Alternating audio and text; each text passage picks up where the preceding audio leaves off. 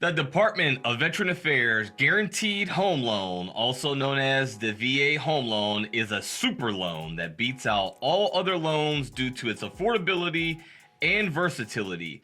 It is exclusive to those brave men and women who have took an oath of service to our United States military. So, if you are active duty, reserve, or if you are a veteran or surviving spouse of a service member or veteran, and you don't remarry, this home loan is your golden ticket to home ownership. And welcome back to another Real Estate Talk podcast. I'm Rob Kyleman. I'm Joshua Britt. All right, so we're talking about the VA home loan exclusive to veterans, active duty service members, and surviving spouses. So we're going to run through some points for you to kind of illustrate why this loan is, and if you're qualified to have this loan, it's one of your best opportunities, and it hands down just decimates other loans out there. We'll break it down to some points real quick. So first point, as stated before, this loan type is exclusive to active duty and reserve service members as well as veterans and surviving spouses, meaning you can't use your brother's VA loan, you can't use your son's VA loan, you can't use your uncle's VA loan. It has to be a person who has served in the military or is a surviving spouse of that service member. So second point, the affordability of this loan. Most service members have at least heard that this loan is zero down, no money down. One of the very few loans out there that is a no money down. The reason why the Department of Veterans Affairs are guaranteeing 25% of your loan in case of default. So they're your benefactor, the U.S. government. They are your daddy when it comes to putting down your down payment. Now, they're not actually putting money down. They're basically, as an insurance policy, they're guaranteeing that 25%. So like normal people that would have to do a conventional type loan, they are going to, that would have to require to put 20% down or 25% down in that case. This is the one that they're going to go ahead and do it for you, the Department of Veterans Affairs. The other thing is it's got a minimum credit score of at least 620, but sometimes 580, case by case basis. You have to talk to the lender, lower monthly payments compared to other loan types because of competitive interest rates and no private mortgage insurance. So you remember, like with conventional loan types, you got to put down at least 20% to avoid the private mortgage insurance, and that could be, it just depends on how much we're talking about on the loan. It could be a couple $100 more a month, could be $300 more a month. It really just depends on how much you're borrowing. With the VA loan, though, no PMI, so that's why it's going to have a lot lower monthly payments as compared to other loans. Plus, I see the rates sometimes when I check Mortgage News Daily and whatnot to compare the rates, and oftentimes I see VA loans a lot of times lower than conventional loans, at least for right now. I don't know what it'll be like in the future. Yeah, it's a lower risk for the banks who are loaning their money because they have that guarantee from the VA. And typically what just happens, since we're on the topic, if for some reason the veteran kind of defaults on that home loan, typically what happens is the VA takes over the ownership of the house from the bank who has it, and then they turn around and sell it and try to recoup that funds. And that's part of the reason why we pay the VA funding fee, which I think we're going to get into here in this topic. We're going to talk about it. There's some limitations on it. What do you think? Well, the VA funding fee, depending, because, if you're a service member who has a VA rating, disability rating of 10% or greater, the funding fee is waived. Right. One of the limitations I know on this loan is it's for primary residences. Correct. Okay. It's not to buy an investment property as a non-owner occupied type of residence. Well, at least in the beginning. You can use a property as an investment that you bought with a VA loan, but you have to first establish that house as your primary residence for at least 12 months. Meaning you have to live in there for 12 months before using the loan again for another property purchase. If you want to rent out the property later, just say you're a service member. And by the way, everybody, Josh and I, we have served in the United States Navy for 20 years on active duty. We have since retired. We have both used the VA home loan benefit and personally have experienced the wonderful attributes of this loan for our residential property purchase. When you go through the process of applying for the loan, you have to get what's called a certificate of eligibility. that's going to lay out how much benefit that veteran or service member has available to them. There's no cap as far as I'm understanding. They're talking about as far as the purchase price. I mean, it's going to depend on your income and debts, of course. But the debt to income right now, somewhere around 41%, is 41%, right? The highest debt to income ratio, but could possibly more. You have to consult with your mortgage lender to see what they can do for you, to see if they can increase that debt. Because you've had clients that have increased it even higher, haven't you? Yeah, so we've closed loans where on the back end the ratio was 63.5, and then I know about a week ago another loan officer got one approved with a back end ratio of 64.5%. Yeah. So it really depends, but the biggest thing to it all is you have to have a loan officer who knows the VA home loan and they're very well versed with it. One loan officer who may not do a lot of VA home loans, they may not understand. And I know you have a sister in Chicago who does, who's a real estate agent, yeah. and she said she doesn't do VA home loans as much as down here. I mean, I would probably say about 70%. Yeah, there's a lot down here in our 70%. Hampton Roads area because we have such a large contingent of military bases and service members and veterans. It's just a very expansive community, so that loan type is used quite frequently. So if you're in Hampton Roads area of Virginia and you're looking for a home loan, you pretty much can throw a rock in any direction and hit a loan officer that knows how to do a VA loan. So correct, or has done a few of them. They got at least done a few of them. Mm-hmm. Correct. Here's a fourth point I want to make is there's a lot of hacks for this loan. Is there not? There is. One of the hacks is VA loans are assumable, meaning if there's a house for sale out there and you find a veteran that has that coveted 2.5% interest rate or something like that and is selling the house, how can they do an assumable on that? So what happens is one veteran is using their eligibility on the house. So I'm going to use you and I for an example, right? Let's do it. So I have a house that I'm selling that has a 2.25% interest rate. And I want that interest rate. And you want that interest rate. Right. And I don't want an 8% or a 7.5%. Exactly. But we agreed to a purchase price of $400,000 for the sake of easy math. Okay. And so now my loan, I only owe $200,000 on that. Okay. So now you're going to use your eligibility to free up my eligibility so I can go and buy my next residence and not have any limitations on my eligibility. Right. So you assume my $200,000 loan at 2.25%. But I have to pay $400,000. How do I do that? But then you have to go get a second loan from another lender for that $200,000, or you have to pay cash.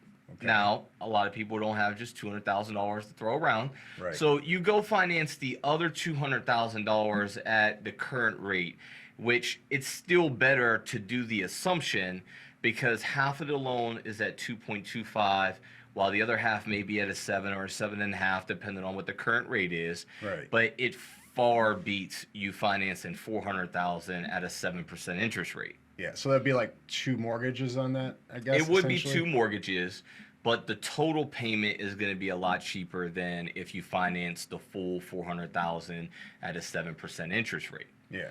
Now, it is possible for people who are not veterans to assume a VA home loan as well. Mm-hmm. However, if you were not a veteran, my eligibility would remain on the hook for the remaining amount of the balance. So it would limit what I could do in the future with purchasing homes. Because it would tie up your eligibility and it stays with the property for the period of the time that other person was to assume it. Correct. Until that loan is paid off, then it's tied up in there. Yeah. Ooh, I don't know. So while a lot of people say, hey, this is a great marketing strategy, you can market your house, to other buyers who want a 2.25% interest rate, it's really only applicable for someone who is going to be marketing it towards another veteran. It makes the most sense that way. It does. Yeah. Now, the other thing is if you want to cancel out the fact that maybe having the 2 loans, maybe you're like, I don't really want to have 2 different people I pay.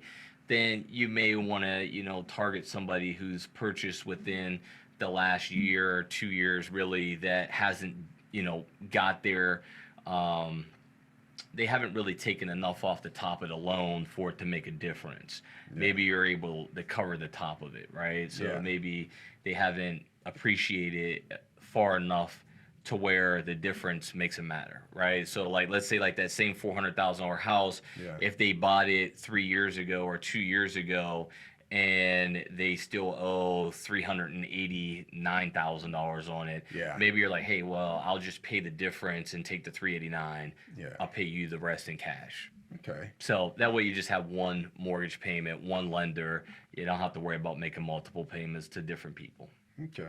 So that's cool on the assumable side. There's a chance that you can get a lower interest rate if you don't like these. It's just you might have to have 2 mortgage payments or might have to put some cash down to make up the difference. Exactly. Now, I will also point out one other thing. It's typically taking about 90 days to close these deals. Okay. And why that's important is if you're a seller and you have a real estate agent who's like really like, hey, we should push this assumption, and they really want you to market it with the assumption, you have to know up front that it's taken about 90 days to close them. Yeah. Where right now the average days on market right here in this area is about 34 days days on market.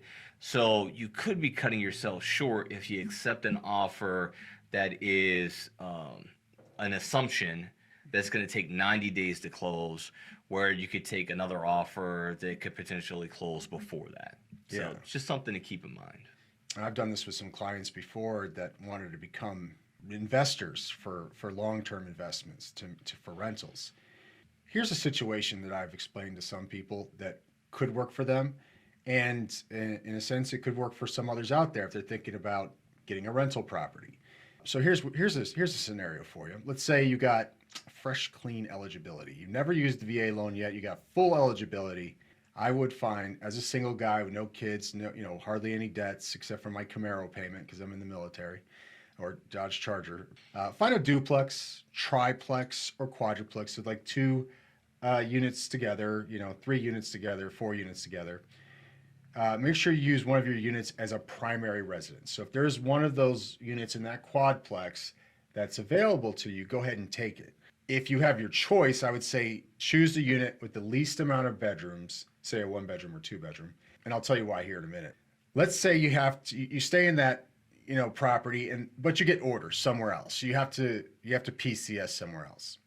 Depending upon the amount of benefit that you have remaining, you can use your VA loan 0 down again to purchase another property, your next duty station, rent out your current primary residence, and start generating positive cash flow from that investment property.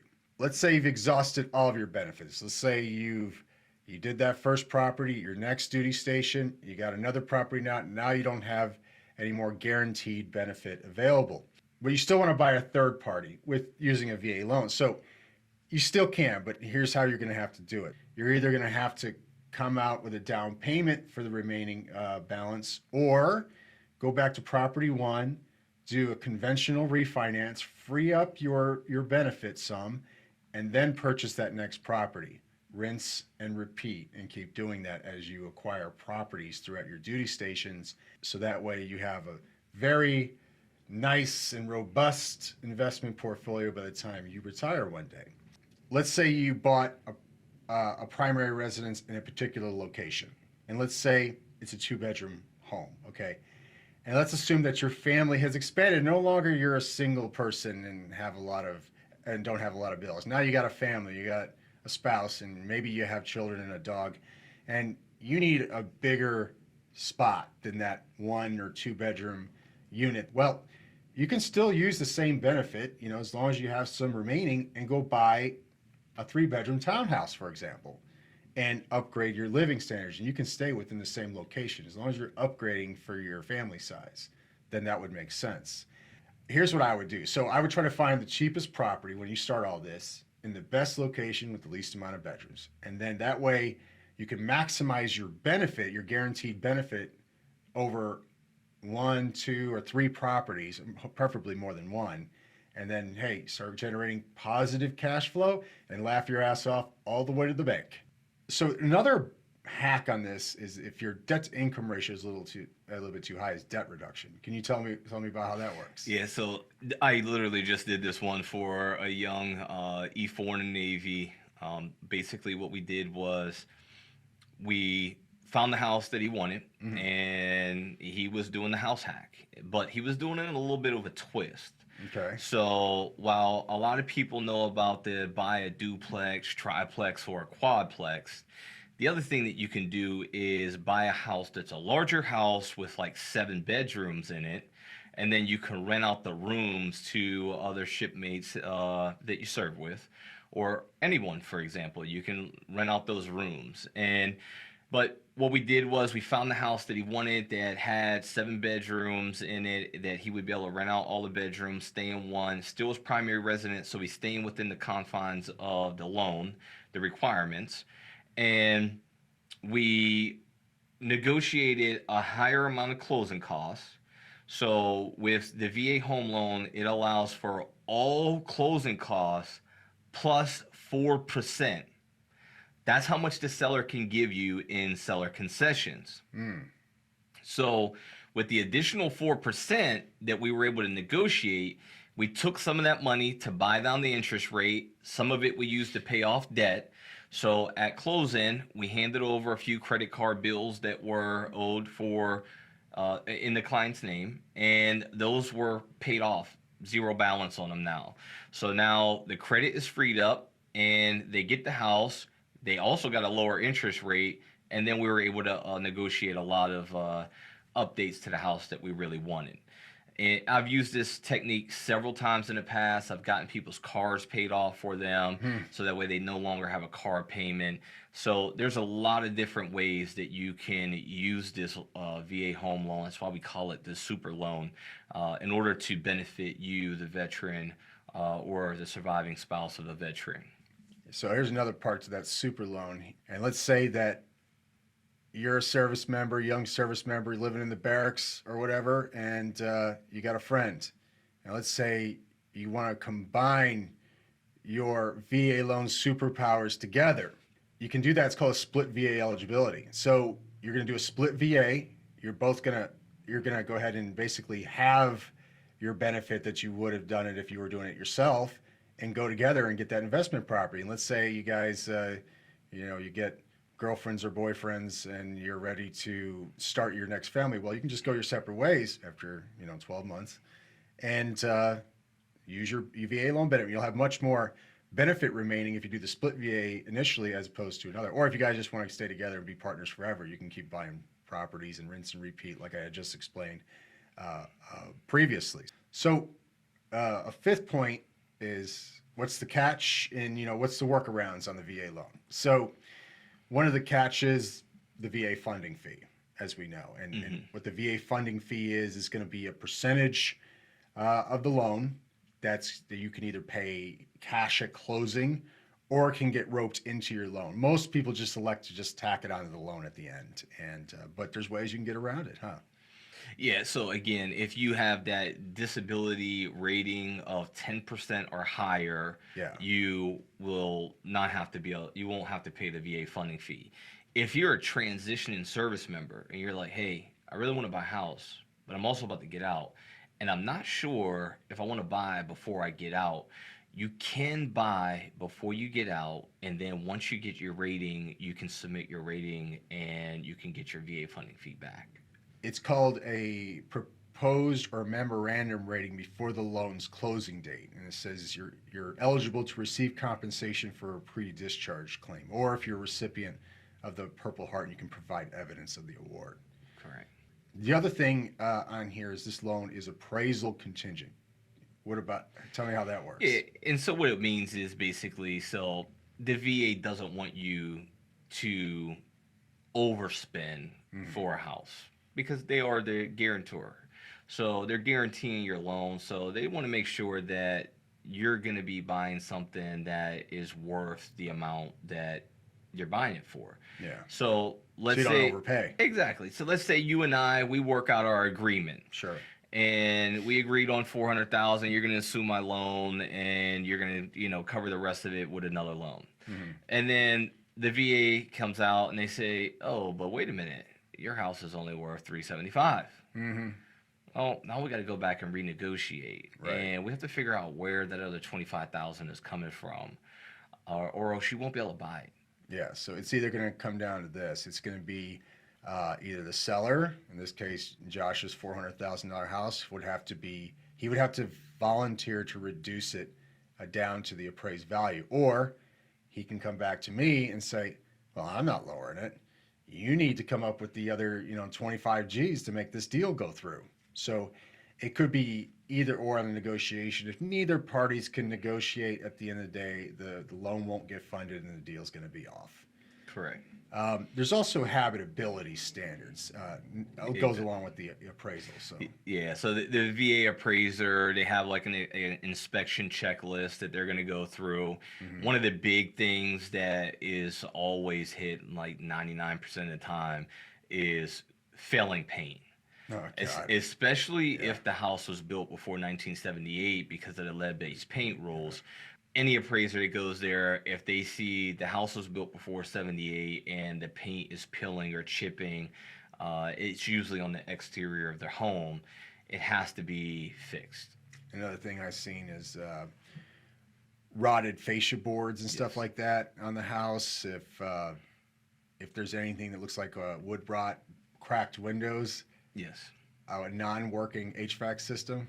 Correct. And the roof. And the roof. At least 5 years of service remaining. If the roof looks like it's beyond the end of its life or it's nearing the end of its life, they will call for it to be replaced. They'll call for a roofing certification, at which point a roofing company will have to go out there and certify how much time is remaining on the roof. And if it's lower than the 5-year time frame, they're normally going to say that it needs to be replaced. And more times than not, when you send a roofing contractor out to look at a roof, it's somewhat old looking, they're going to tell you it needs to be replaced.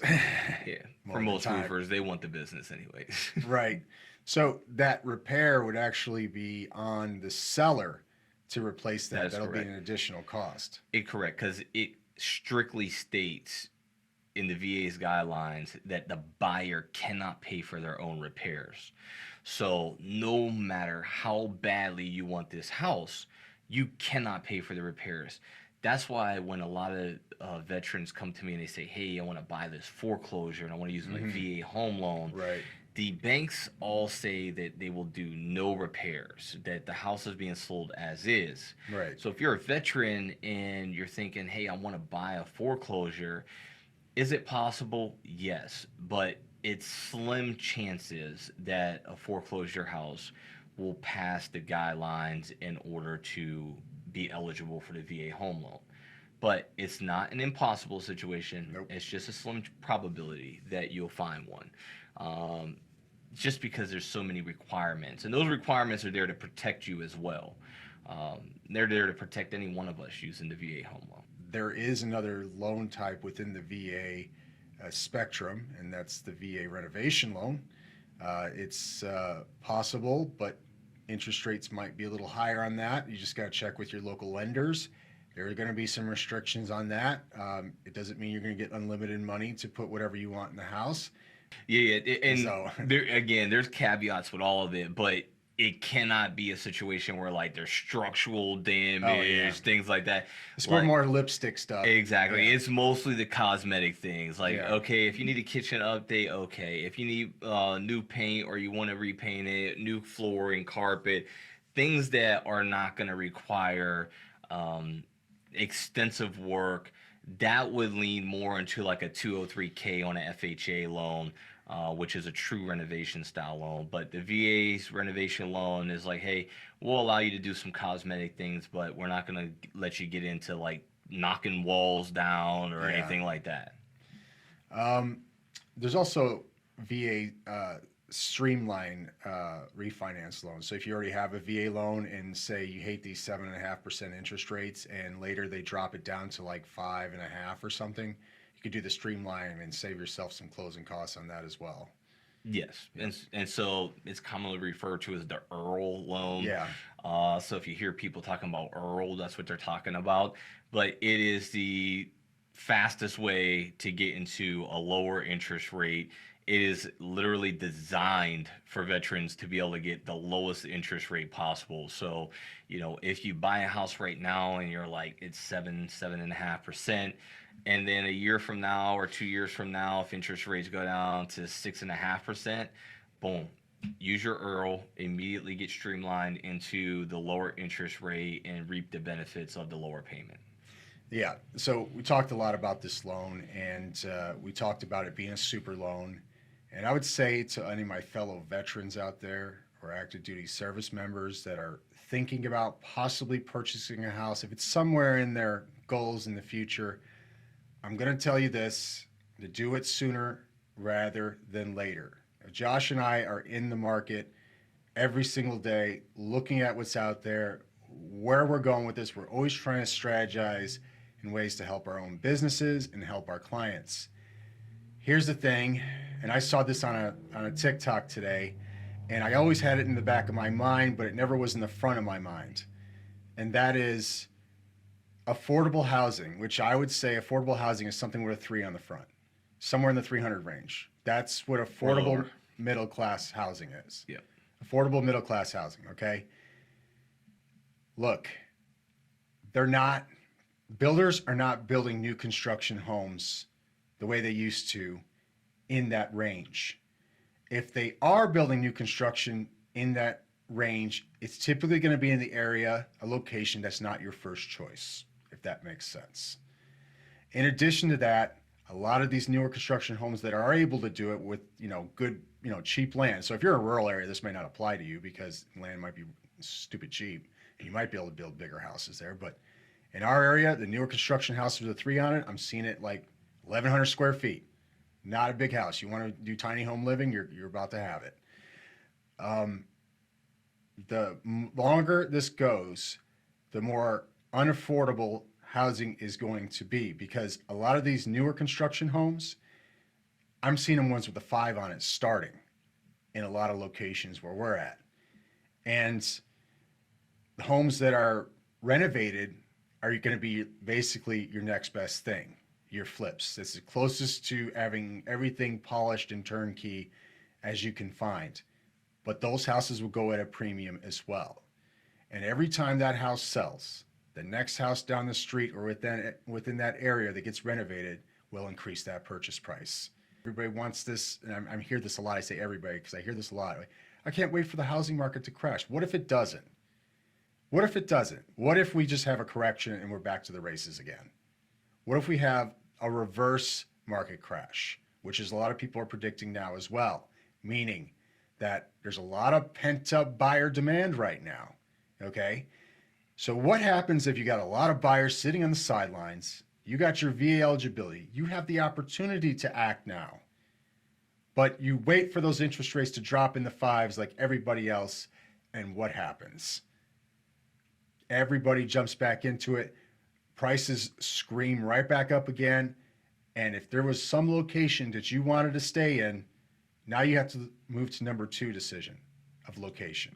Well, number 2 position's already full. Now you're going to number 3 position. And now you're going to start seeing neighborhoods starting to change. Some people call it gentrification. I don't like to use the word, and I've been told not to use the word, but I'll say the word because come on, let's be real. That's what's going to happen. And then longer that time goes on that you're waiting for this housing market to crash, the more likelihood that your commute time is going to turn into 30 minutes, 45 minutes, an hour, and not just to buy a house. I'm talking to rentals too. Because right now, if you're in a desirable location and you're paying in the 2,000s per month in rent, you really should be looking at home ownership at that point because you can afford a mortgage very well at that point. If you are that young junior military person out there and you're like thinking, hey, should I jump in? Should I get involved in this?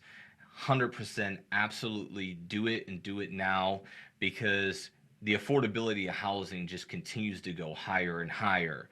And if you do this and you keep these houses long term, once your children are old enough to have a house or be responsible enough to have a house, you can give these houses to your children through a quick claim deed for a low cost, $1, and say, hey, here you go.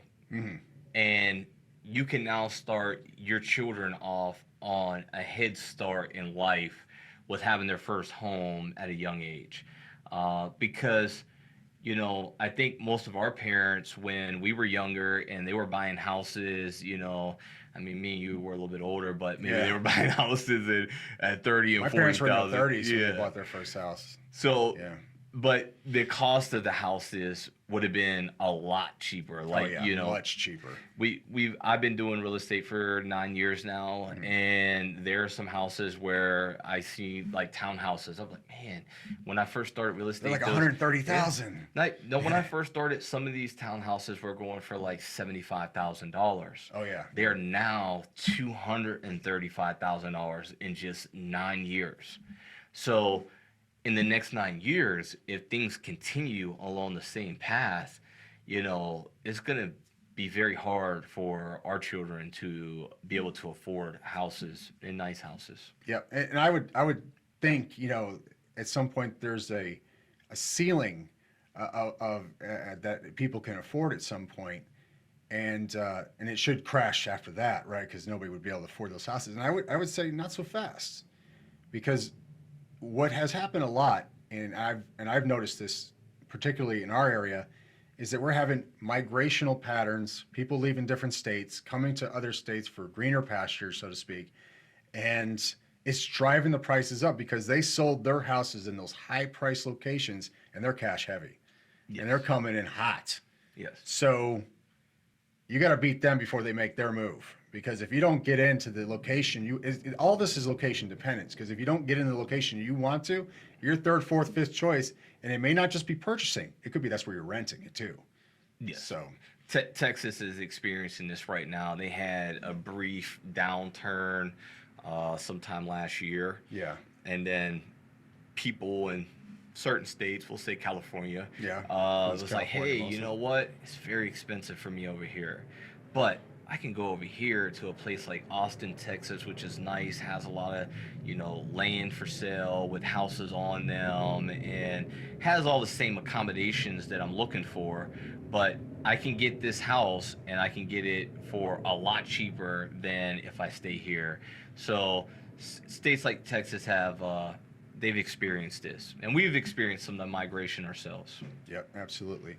Guys, if you like this video, go ahead and hit that subscribe button. Leave us a like. If you hate it, give us a dislike.